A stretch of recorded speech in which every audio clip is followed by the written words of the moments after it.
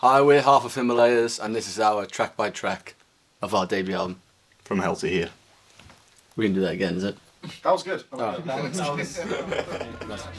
So this one is kind of like written in one of the lockdowns. I think we went to a practice after one of the lockdowns, just kind of midway in between. I had this bit of this ideas and I started to play it with James, and then we recorded that in a place called Giant Wafer. It was one of the first songs we recorded for the album. Yeah, I think with this one as well, it felt like a bit of a benchmark when we first had it, so that's, I think, a big part of the reason why it ended up being the title track of the album and the first track as well. It kind of felt like the right sort of thing to set the tone for the rest of the album. I don't actually fully remember writing this. Like, I remember bits of it, so I remember being at home and just like writing an early demo. We kind of had ideas in mind of how we wanted to write things. I kind of wanted it to be about the journey, I guess, and the fear of that journey. That one was recorded towards the end, but it was written really late on. The album was, we were going into record, and I think a couple of those songs were written real close to the end, and I think they just trumped the other song that was supposed to go on that album. So Somebody Else is probably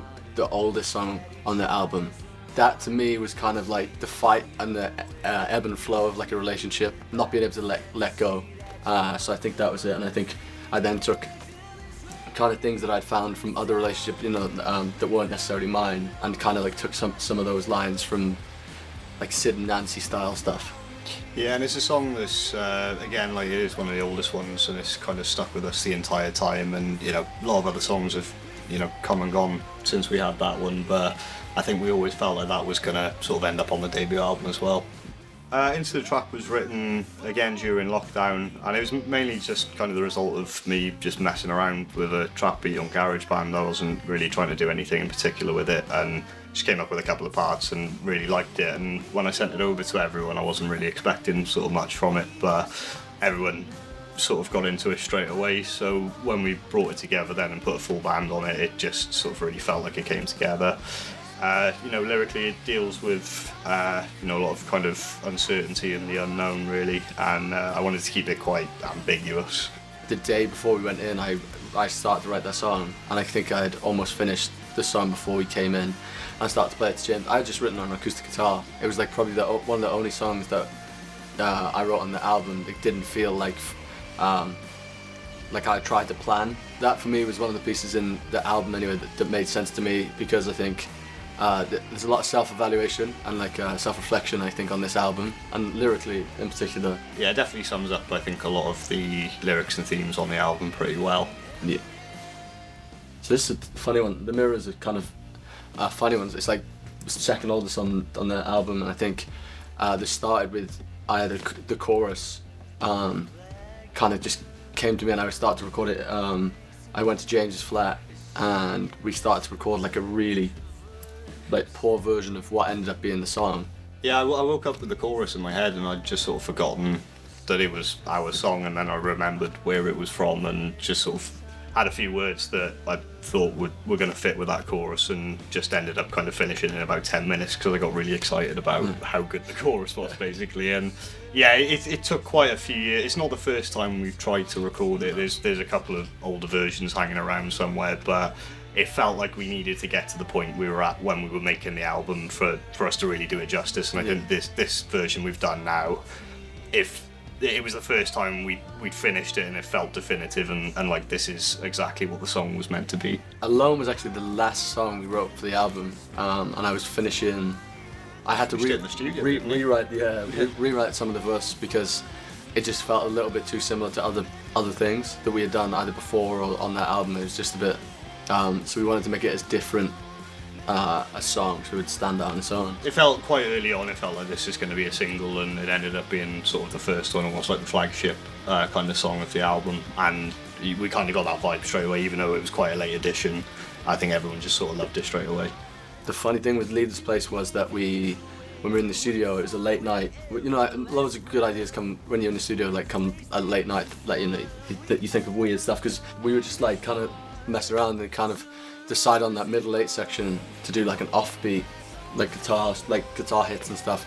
So it's kind of we started that foundation, and then Mike just grabbed the baritone and started to do a solo-y kind of thing. Yeah, I just started noodling a bit, and Steph, it was only kind of just to mess around, and Steph, our producer, was just like, oh yeah, just do the solo like that, and that it was never really the plan. We just sort of hit play and went into it, and it just felt like one of those things where you're in a real flow, and everything just sort of culminates somewhere, and yeah, that was definitely one of those moments for the album.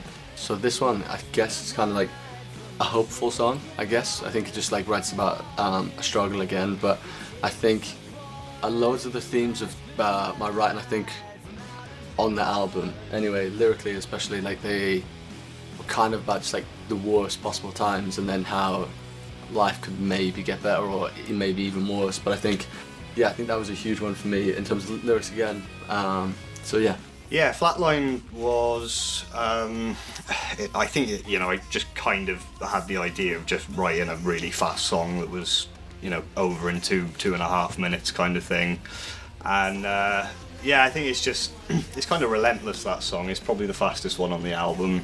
And I think it kind of comes out of nowhere a little bit as well, compared to the songs that kind of sit around it. But, lyrically that's kind of deals with guilt and remorse, and maybe the idea that people who should feel the guiltiest feel the least remorse, maybe. Yeah, for me it just sums up some of the other songs that we had done. I think it just, and I think the melodies and stuff we were really super happy with. Yeah. And yeah, just I think it's kind of the same thing, like a lot of the songs like left quite open. We didn't want it to be paint by numbers and be like, oh, we're 100% writing about this. Like, you've got to be thinking about this when you listen to it or whatever. So I think it was kind of like a lot of them like tend to be like a little like relationship-esque, like, like bring like your natural relationship with us, like a partner or with like friends, family and stuff. But I think it was kind of just a reflective song before we move on with the album, I think. Yeah, After the Time was written, I think it was again, that would have been during lockdown, and it was written sort of around the chorus. There's a few bits that changed, just going into the studio. I think there were certain parts that we sort of moved around slightly because it didn't 100% make sense at the time. But I think it's not the only track with keys on the album, but it's probably the one that's got, kind of most prominently. Yeah. And I think that it sort of develops in quite an interesting way. As the last track on the album as well, I think it's quite a nice sort of, maybe a nod to where we could go in the future, and just kind of leaves things quite open, but it sort of develops and flows a little bit differently to a lot of the other tracks, so hopefully that'll be like quite a nice surprise at the end of the record. I think the way it ends for me, like the whole track ends, is kind of something I've thought about in my brain for quite like with the noise that it finishes on and stuff. It's something that I've thought about like even before the song was written. It's weird because it feels like a closer, but there's something quite final about it, but also something quite sort of open about it. So it really, I don't think at any point we were really considering anything other than After Time as probably being the closer on the album. Need to do that again. Our debut album, From Hell to Here, is available now everywhere. That'll do. There we go. That's done.